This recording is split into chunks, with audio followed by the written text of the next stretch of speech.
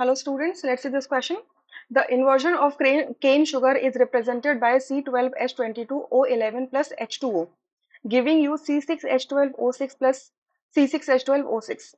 The type of reaction is second order, pseudo unimolecular, none of these. तो देखिए यहाँ पर क्या हो रहा है कि एक आपको क्या दिया है, केन शुगर दिया है, और केन शुगर क्या फॉर्मूला क्या होता है आपका, C12H22O11 होता है। इसका जब हम हाइड्रोलिसिस करते हैं तो इन्वर्जन हो जाता है। इन्वर्जन किसमें होता है, इसकी ऑप्टिकल रोटेशन में इन्वर्जन हो जाता है। तो वो उसका इस क्वेश्चन से कोई लेना देना नहीं है, बट छोटी सी इंफॉर्मेशन है कि आपको ये पता होना चाहिए कि यहाँ इन्वर्जन क्यों लिखा हुआ है। ठीक है, सो हाइड्रोलिसिस ऑफ केन शुगर आपको क्या देता है, 2 यूनिट्स ऑफ C6H12O6 देता है।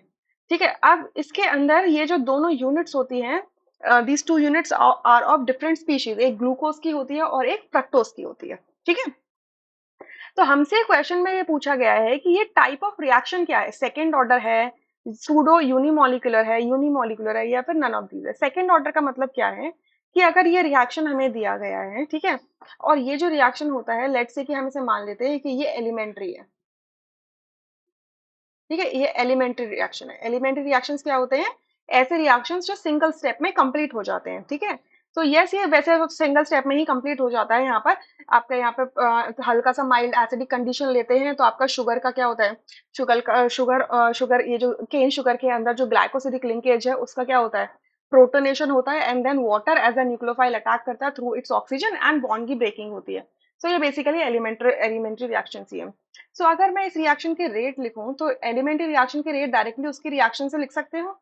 तो क्या हो जाएगा, के मतलब rate constant, C concentration of C12H22O11 multiply concentration of water.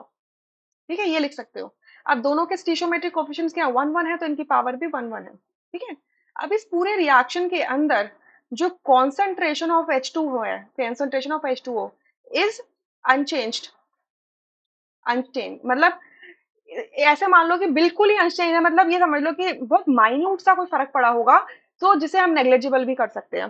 तो अगर कॉन्सेंट्रेशन अनचेंज है तो इस कॉन्सेंट्रेशन को लेकर भी कोई मतलब नहीं बनता। रेट ऑफ रिएक्शन के अंदर हम वो ही कॉन्सेंट्रेशन लेते हैं जो अल्टीमेटली रिएक्शन के अंदर चेंज हो रही होती है।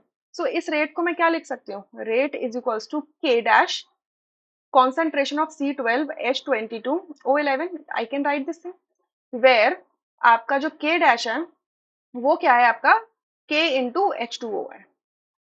ठीक है, सो अब अगर इस रिएक्शन को आप देखो तो ये स्टार्टिंग में तो आपको क्या लिख रही थी कि इसकी पावर 1 है, इसकी पावर 1 है, और मुझे अगर ऑर्डर निकालना होता है तो मैं क्या कर देता हूँ कि जो रेट के अंदर जो भी आपका कॉन्सेंट्रेशन दी रही है किसी भी सब्सटेंस की, उसकी पावर्स को ऐड कर देता हूँ। यानी कि आपने कर दिया होता 1+1 = 2 और आप बोल देते कि ये सेकेंड ऑर्डर रिएक्शन है।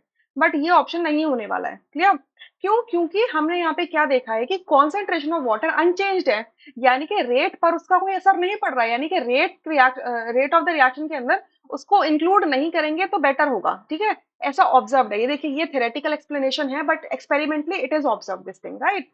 सो यहाँ से मैं यहाँ क्या देख रही हूँ कि इसकी पावर 1 है। अगर इसकी पावर 1 है तो n इज इक्वल्स टू क्या हो जाएगा, सिंपली 1। ठीक है, n इज इक्वल्स टू क्या हो जाएगा, 1। अब यहाँ से कंफ्यूजन आ जाएगा कि यहाँ सूडो यूनिमोलिकुलर होना चाहिए, यूनिमोलिकुलर होना चाहिए। यूनिमोलिकुलर रिएक्शंस क्या होते हैं, जो प्योरली यूनिमोलिकुलर ही होते हैं, यानी कि उसके अंदर आपको क्या लगता है कि मतलब एक ही सिंगल मॉलिक्यूल जो हो रहा है वो रिएक्शन को गवर्न कर रहा है। ठीक है, यानी कि concentration of the reaction is depending on और rate of the reaction is depending upon the stoichiometric coefficient of that substance. ठीक है, वो मतलब होता है। बट हमने यहाँ पर क्या देखा कि ओरिजिनली हमें तो 2 दिख रहे हैं। ठीक है, बट 1 तो हमने क्यों लिखा है, यहाँ पर 1 क्यों आया, ऑर्डर क्यों आया है 1, यहाँ पर ये यूनिमोलिकुलर क्यों दिख रहा है, क्योंकि हमने ये ऑब्जर्व किया है कि वाटर यहाँ पर उसकी कॉन्सेंट्रेशन अनचेंज्ड रहती है। ठीक है, इस वजह से हुआ है। तो ये ट्रूली यूनिमोलिकुलर नहीं है, ये फॉल्स यूनिमोलिकुलर है, यानी कि सूडो। सूडो का मतलब क्या होता है, ये जो वर्ड होता है इतना सूडो, सूडो का मतलब होता है फॉल्स यूनिमोलिकुलर। मतलब ये स्टार्टिंग से तो यूनिमोलिकुलर नहीं था, बट ये एक्चुअल में लगता यूनिमोलिकुलर जैसा है। ठीक है, सो इस क्वेश्चन का जो करेक्ट आंसर है वो क्या है, B. Rest options are incorrect. I hope आपको समझ में आया होगा। Thank you.